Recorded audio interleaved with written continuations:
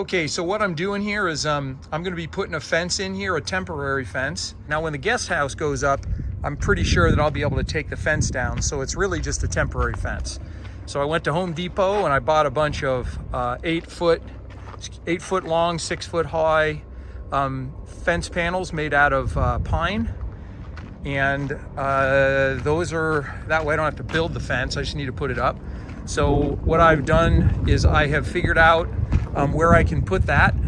So it's going to be, I'm going to put a 2x4 and put that against the wall and to secure it to the wall. That'll be one side. There'll be a gate here. Right in the middle there, you can see is at the 8 foot line is the center of the gate. And then I dug a hole here for a 4x4 post, this big 8 footer here. It's going to go 2 feet into the ground. This is going to be the gate post over here, and that's going to go into concrete. So I got myself a couple of bags of concrete mix. I'm not sure if that's enough, but it's going to get me a pretty good foundation in there. And so it's a 2 foot, little over 2 foot, 2'4" hole, so I can get some concrete in the bottom, then stub that down in and prop it up. And then this thing, I put a string line in, and the string line is over to that pilaster. I want to go into a nice solid chunk of wall over here, and I had a clear shot once they took out all the oleanders. See, the oleanders used to be right in the middle here. So the oleanders, thank goodness, are gone. So I'm going to go right into this pilaster, center right up on that pilaster. I'll put another 2x4 there to secure into that pilaster this side of the fence. But you can see the fence line there going. Got my little time-lapse camera going here so that I can catch my video here. Okay, anyway, next thing I'm going to do is I'm going to dump out keep a little of this dirt for the top off, put the rest of it in a stockpile around the side. Then I'm going to mix some concrete up here and then set the post. That's what's happening next.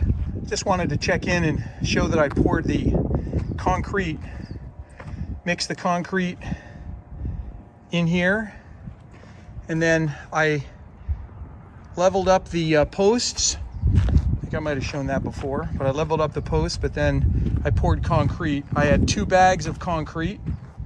That's the concrete bags that I did. These are 60-pound bags of Quikrete, so it's got all the aggregate and everything in it. The problem is that I had 2 bags and I only had about a foot of lift in there.